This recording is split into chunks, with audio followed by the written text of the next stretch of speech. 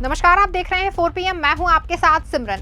महाराष्ट्र विधानसभा चुनाव को लेकर राजनीतिक हलचल तेज हो गई है। योगी और मोदी के नारे की पूरे महाराष्ट्र में जमकर फजीहत हो रही है। जनता ने बीजेपी के खिलाफ मोर्चा खोल दिया है और बटेंगे तो कटेंगे नारे को लेकर आम जनता ने मोदी को घेरना शुरू कर दिया है। बता दें कि सरकार आम जनता के मुद्दे को छोड़कर के नफरती बातों को जनता के बीच में परोस रही है। सरकार को जनता के बीच में अपनी योजनाओं और जो अपनी सरकार के दौरान जनता के लिए किया गया का खाका तैयार कर आप जनता को बताना चाहिए था, लेकिन सरकार ने सत्ता के मद में आकर के अपने कार्यकाल के दौरान जनता के लिए कोई काम नहीं किया, जिसके चलते उनके पास जनता के बीच जाने के लिए कोई असल मुद्दा बचा नहीं है, जिसके चलते बीजेपी नफरती भाषणों का सहारा लेना उनको पड़ रहा है। हाल ही में हुए हरियाणा चुनाव में भी बीजेपी ने कुछ ऐसा ही नैरेटिव सेट किया था, जिसके चलते उसको जीत मिली। उसी फॉर्मूले पर चलती हुई बीजेपी ने महाराष्ट्र में भी यही पैंतरा आजमाया था, लेकिन महाराष्ट्र में बीजेपी की इस बार कोई भी हथकंडा काम नहीं आ रहा है, जिसको देखते हुए मोदी और शाह की रातों की नींद उड़ गई है और विपक्ष के सवालों का जवाब मोदी और शाह के पास नहीं है। बता दें, विपक्ष के बटेंगे तो कटेंगे का विरोध कर रहा है, लेकिन मोदी और योगी के नारों का अब बीजेपी ने ही खुल के विरोध किया है। बता दें, मोदी की नफरती राजनीति का अब पार्टी के लोग ही समर्थन नहीं कर रहे हैं और खुल करके सामने आ रहे हैं और मोदी योगी के बयान का खुल करके विरोध कर रहे हैं। बता दें कि महाराष्ट्र की बीजेपी नेता पंकजा मुंडे ने बटेंगे तो कटेंगे नारे को लेकर अपनी सरकार और पार्टी को घेरा है, जिससे कि बीजेपी की परेशानी थोड़ी सी बढ़ गई है, जिसको देखते हुए बीजेपी आला कमान में आपसी कलह जारी है। अपने बयानों में मुखर रहने वाली पंकजा मुंडे ने एक बार फिर सरकार की परेशानी को बढ़ा दिया है।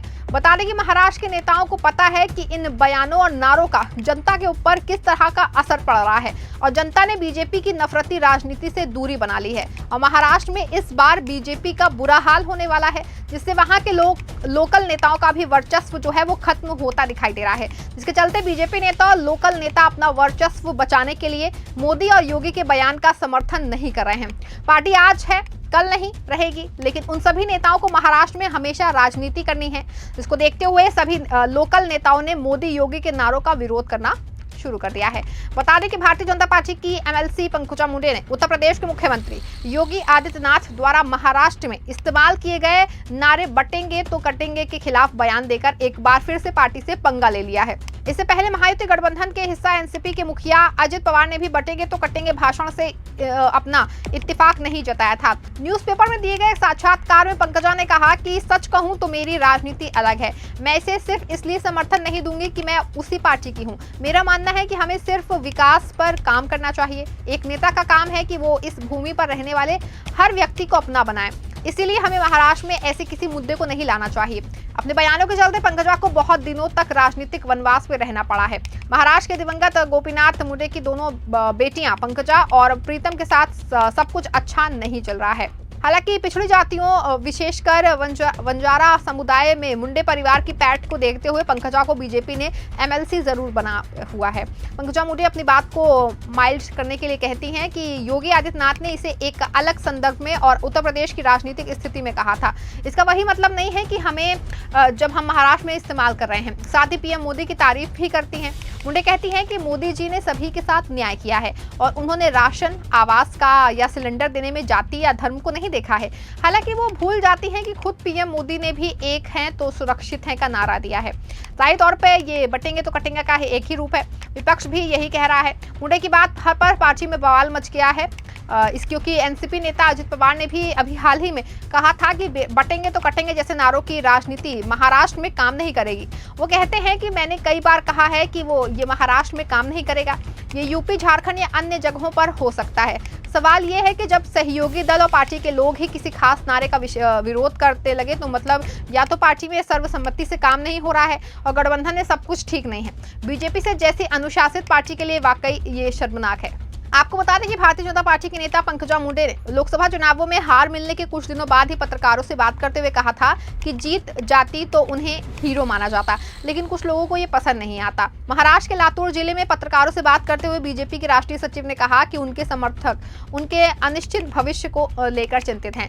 दरअसल पंकजा मुंडे लोकसभा चुनाव में बीट सीट पर राष्ट्रवादी कांग्रेस पार्टी के बजरंग सोनवड़े से 6,553 मतों की मामूली अंतर से हार गई।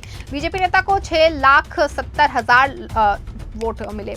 मुंडे ने कहा कि 2019 का चुनाव हारने के बाद उन्हें 5 साल के वनवास का सामना करना पड़ा और हालिया हार के बाद उनके समर्थक समझ नहीं पा रहे हैं कि उनका भविष्य क्या है।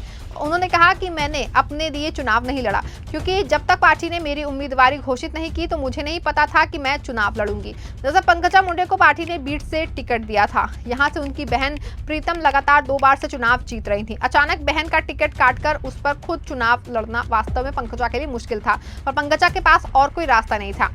बता दें कि महाराष्ट्र की पूर्व मंत्री और भारतीय जनता पार्टी की राष्ट्रीय सचिव पंकजा मुंडे ने एक बार कहा था कि वो भाजपा की हैं, लेकिन भाजपा उनकी पार्टी नहीं है। दिवंगत भाजपा नेता गोपीनाथ मुंडे की बेटी पंकजा मुंडे ने 2019 के महाराष्ट्र विधानसभा चुनाव में मिली हार की बात से सुर्खियों से दूर हो गई थी और वो 2014 से 2019 के बीच देवेंद्र फडणवीस सरकार में मंत्री थी। इसके बाद ही उनके सितारे गर्दिश में हैं और उन्होंने यहाँ तक कह दिया है कि भाजपा बड़ी पार्टी है, लेकिन वो उनकी नहीं है। उन्होंने महादेव जाकर के जीत राष्ट्रीय समाज पक्ष का संदर्भ देते हुए कहा कि मैं भाजपा की हूं। अगर मुझे मेरे पिता से कोई समस्या है तो मैं अपने भाई के घर जाऊंगी। ये एक तरह से उनकी और दोस्त ओर से दी गई धमकी थी। फिर उन्होंने एक फेसबुक पोस्ट लिखा और ट्वीट से अपने प्रोफाइल से बीजेपी को गायब कर अपना रोष प्रकट किया था। उस समय तक ये माना लिया गया था कि अब पंकजा मुंडे शायद पार्टी छोड़ दें। इस तरह के साल तक कई कयास लगाए जाते रहे। प्रदेश में भाजपा मुंडे को किनारे कर दिया है। अगस्त 2022 में एकनाथ शिंदे देवेंद्र फडणवीस सरकार के पास मंत्रिमंडल विस्तार के बाद मुंडे ने कहा था कि वो संभवतः इतनी योग्य नहीं है कि मंत्री पद संभाल सके। वहीं बीजेपी में पिछले 10 सालों का इतिहास बताता है कि दिवंगत भाजपा नेता गोपीनाथ मुंडे की बेटी पंकजा के साथ बहुत अन्याय हुआ है। उनके समर्थकों का मानना है कि मोदी अमित शाह युग के उदय के बाद से उन्हें पार्टी में नजरअंदाज किया गया है। हालांकि मुंडे की विरासत के कारण वो पार्टी की एक महत्वपूर्ण ओबीसी चेहरा है जिसे भाजपा नजरअंदाज नहीं कर सकती। पंकजा ने हाल ही में हुए लोकसभा चुनावों में भाग लिया था जिसे उन्होंने अनिच्छा से लड़ा था क्योंकि वो राज्य की राजनीति में अपनी पकड़ नहीं खोना चाहती थी। महाराष्ट्र में भाजपा के खराब प्रदर्शन के बाद पार्टी को ऐसा लगा कि अगर मराठवाड़ा में बीजेपी की स्थिति सुधरती है तो पंकजा को आगे लाना होगा। इसी क्रम में पार्टी ने उन्हें एमएलसी बना दिया, लेकिन इस बार के विधानसभा चुनावों में गठबंधन के चलते उनके परिवार की सीट परली एनसीपी को मिल गई। एनसीपी ने पंकजा के चचेरे भाई धनंजय मुंडे को उम्मीदवार बनाया है। ये वही धनंजय हैं जिन्होंने 2019 के विधानसभा चुनाव में पंकजा को हराया था। जाहिर है कि जब आज पंकजा उनके लिए वोट मांगती होंगी तो उन्हें कैसा लगता होगा। एक खबर के अनुसार उन्होंने कहा कि दुख है कि भाजपा परली की दौड़ में नहीं है, लेकिन मैंने पार्टी कार्यकर्ताओं में घड़ी एनसीपी का चुनाव चिन्ह के लिए प्रचार करने की अपील की है। इसे कमल के समान मानते हैं। बता दें कि इस बार लोकसभा चुनाव में महाराष्ट्र में बीजेपी की जमीन खिसकने पर पार्टी को एक बार फिर से मुंडे परिवार की याद आई। वैसे भाजपा इस बार मराठवाड़ा की 8 लोकसभा सीटों से एक बार नहीं जीत सकी।